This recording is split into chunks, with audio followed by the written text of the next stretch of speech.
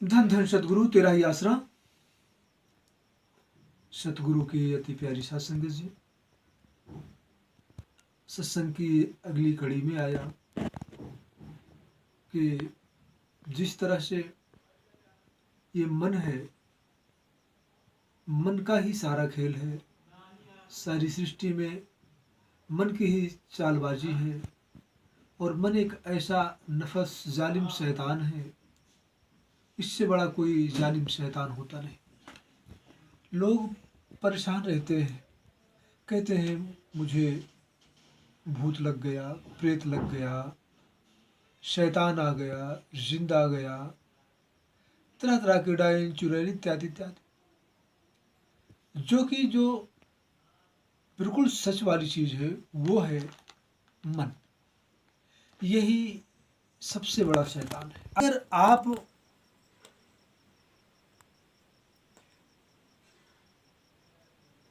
अगर आप जो है मन को कंट्रोल में करो तो सारे नफस, जालिम, शैतान, भूत, प्रेत, जिंद, बैताल सब अपने आप कंट्रोल हो जाएंगे। कंट्रोल सिर्फ करना है आपको तो मन को कंट्रोल कैसे करोगे, कैसे रोकोगे, एक बहुत बड़ी पहेली है। ये गुत्थी किसी ने नहीं सुलझाई। आपको बता दें, क्योंकि सच का सच चैनल है तो सच तो बोलना पड़ेगा। ऋषि, मुनि, योगी, जपी, तपी, सन्यासी 99% फेल हो गए, 1-8% कोई सफल हुआ होगा, लेकिन मन को रोकने में सारे फेल हो गए। पिताजी ने कई बार बताए कि गुरु वशिष्ठ भगवान राम को भी यही शिक्षा दी कि हे मर्यादा पुरुषोत्तम, हे राम, यदि कोई ये कहे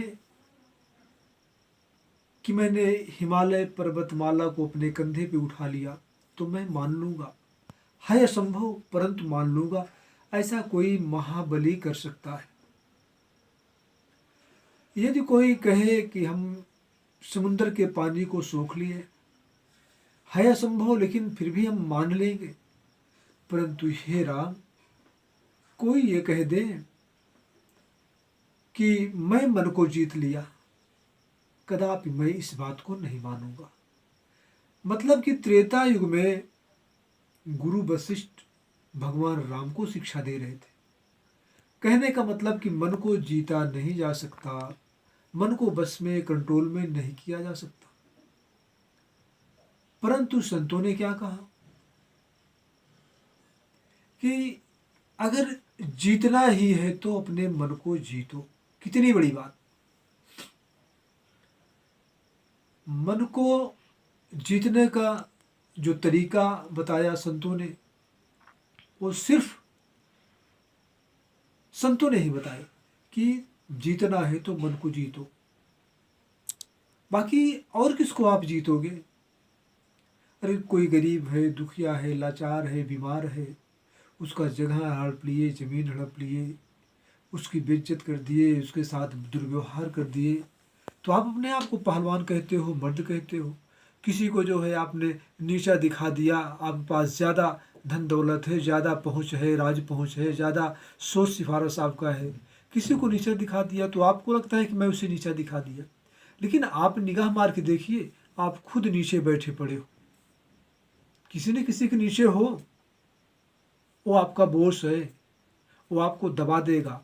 आप उसके खिलाफ जाओगे तो आपको बुरी तरह से नीचे पछाड़ देगा। तो आप कहाँ जीते हुए हो? इस तरह से संतों ने बताया एक बहुत छोटा सा फार्मूला कि मन को जीतो। तो संतों ने लिख दिया, मन जीते जग जीत।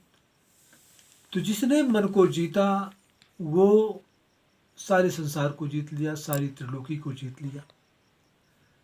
और जिसने मन को जीत लिया उसके लिए जो बहुत छोटी चीज़ें आप बताते हैं, आप लोग परेशान रहते हो कि भूत हैं, प्रेत हैं, जिंद है, बैताल है। हम बताएं आपको भूत नहीं होते। ये पिताजी ने वचन किए और वाकई में 100% सच, हमने उसको आजमाया। भूत नहीं होते, इनकी एक योनियाँ हैं, पिताजी ने बताया, इन्हें रूहानी मंडलों में यातना मिल रही है, सजा मिल रही है, क्योंकि ये बुरा कर्म करके उस योनि में गए और इंसान अच्छा कर्म करके इंसान की योनि में आया। अब एक बहुत गंदा कर्म किया, बहुत निचली योनि में चला गया, और एक बहुत ऊंचा कर्म किया, इंसान की योनि में आया, अर्थात सबसे ऊंची योनि में आया, जिसके लिए देवी देवता तरसते हैं। देव महादेव तक नमन करते हैं इंसान को। इंसान वो सत्ता है, वो पावर है, लेकिन वो ऐसा करे तो, लेकिन लगा है वो विषय विकारों में, गलत ख्यालों में डूबा हुआ है। वो कभी सोचता ही नहीं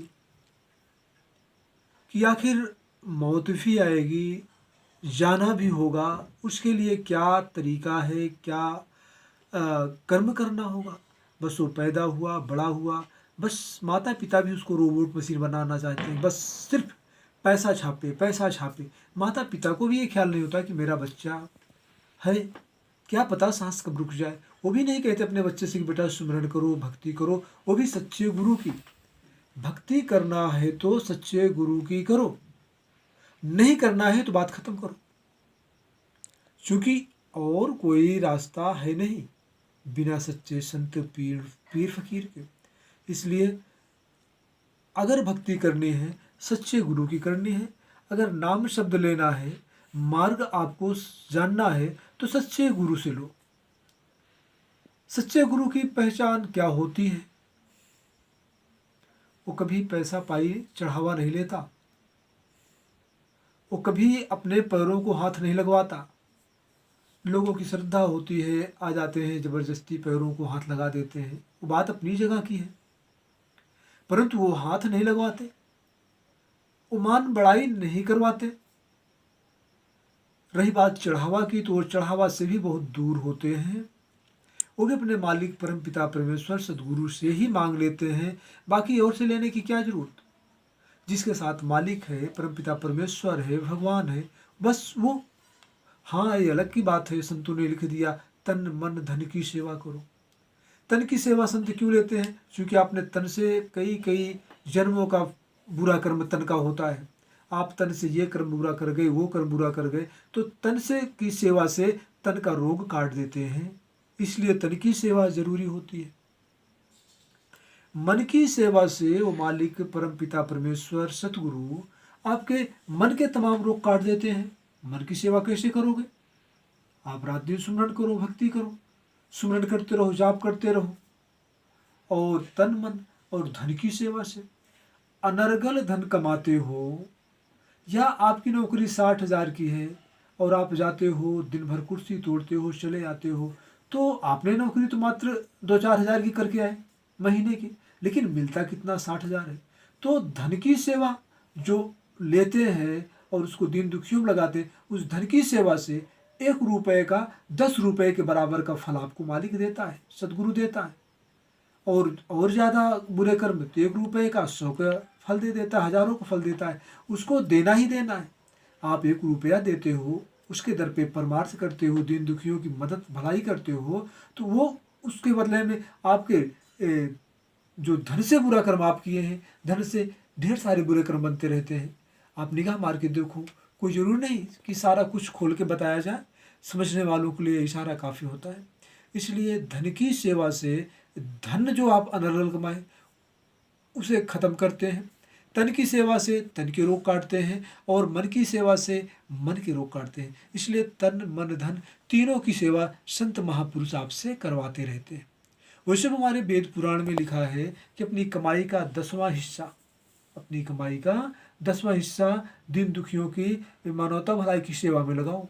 संत महापुरुष परमार्थी शिविर खोले हुए होते हैं, ब्लड डोनेट करना, आंखें दान करना, और दीन दुखियों के लिए कपड़े देना, उनके मकान बनवाना, और उनके बच्चों को जो है पढ़ाई करवाना, या गरीब बेटियों को जो है अपनी बेटी बना के उनको शिक्षा देना, या वेश्याओं बेटियों की शादी करवाना, उनका इलाज करवाना। बहुत भयानक भयानक कुछ के रोग होते हैं, मर्ज हो जाते हैं। इस तरह से ढेर सारे मानवता भलाई के कार्य संत महात्मा करवाते रहते हैं। और उसमें जो है आप जब परमार्थ करते हो वो मालिक आपको बढ़ चढ़ के खुशियाँ देता है। 1 का 10, 1 का 100, 1 का 1000 देता है, वो उसकी मर्जी, क्योंकि आपकी भावनाएं क्या है। परंतु परमार्थ करो संत महापुरुषों को, तो आपको वो बात दिल में नहीं आनी चाहिए कि मैंने इतना दिया, बल्कि नेकी कर दरिया में डाल, अर्थात भूल जाओ कि मैंने कुछ दिया। इसीलिए संत महापुरुष कहते हैं बेटा परमार्थ करो, दान करो तो ऐसा दान करो कि उसमें आपको जरा भी दिल ना दुखे, आपको लगे कि नहीं नहीं हमने जो किया हम नहीं, वो मेरे मालिक का था, मेरे सदगुरु का था, मेरे गुरु पीर फकीर का था, इसलिए आपने ऐसा किया। तो साथ संगत जी, जब आप इस तरह से तन मन धन की सेवा करोगे तो यकीनन आपके घर में, आपके परिवार में खुशहाली आएगी, ढेर सारी खुशियाँ मालिक देगा और माला माल कर देगा, लबरेज कर देगा। दीन दुखियों का आपके ऊपर उनकी अंदर से निकली जो आवाज़ होगी, दिल की आवाज़ होगी, वो आपको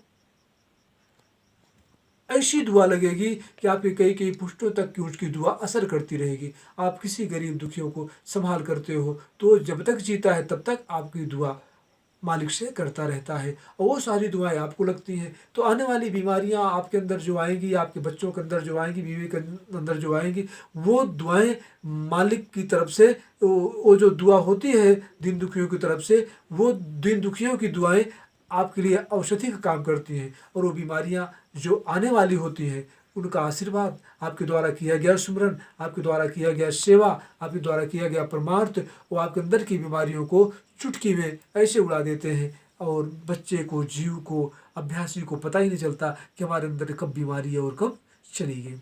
इसलिए साथ संगत जी, वो मालिक है, वो परम पिता परमेश्वर है, वो सदगुरु है, वो दया का सागर है, उसी की भक्ति करना है। बाकी किसी भी इंसान के पीछे कभी भी ना लगो। इंसान को कभी मुक्ति का मार्ग नहीं दिखा सकता, अर्थात अनाड़ी कभी किसी को खिलाड़ी नहीं बना सकता।